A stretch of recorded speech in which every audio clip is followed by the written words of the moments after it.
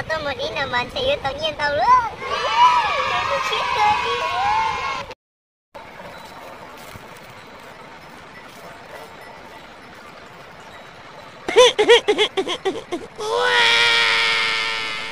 No.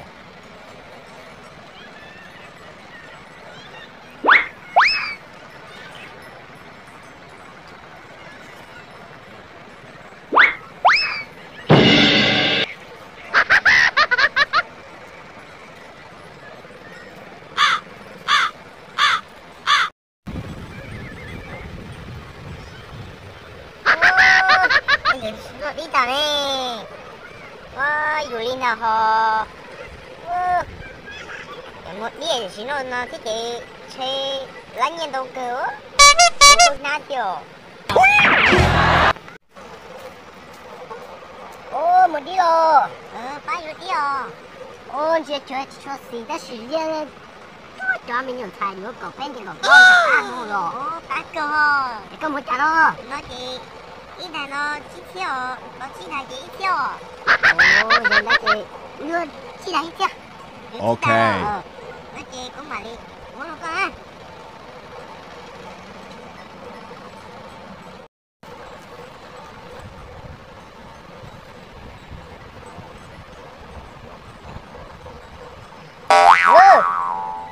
Cái chỉ là ít tiêu rồi đấy. Đúng chưa? Ít là chi tiêu, chỉ là ít tiêu rồi thì nó mà. Cú sát đi chơi. Chi đầy luôn này đâu. Nó để nó mà áp bùa đó. Nhìn đã thế. Chi mô. Chết cho chùa nữa mà. Chết chùa. Cú chỉ mua xả rồi. Ba luôn.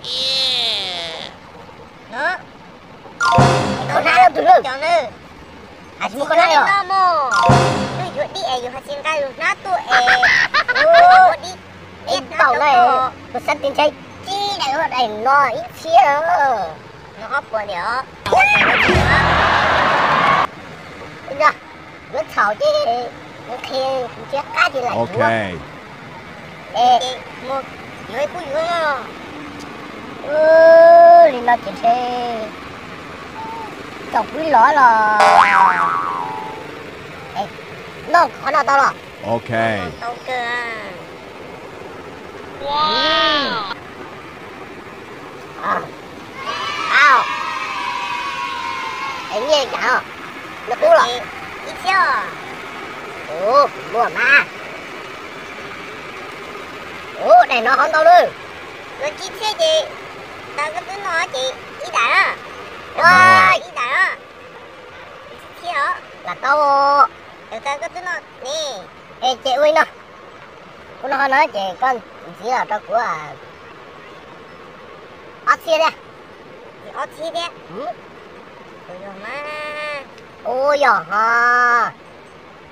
Nhìn nó biết chị sao hả. Kia này.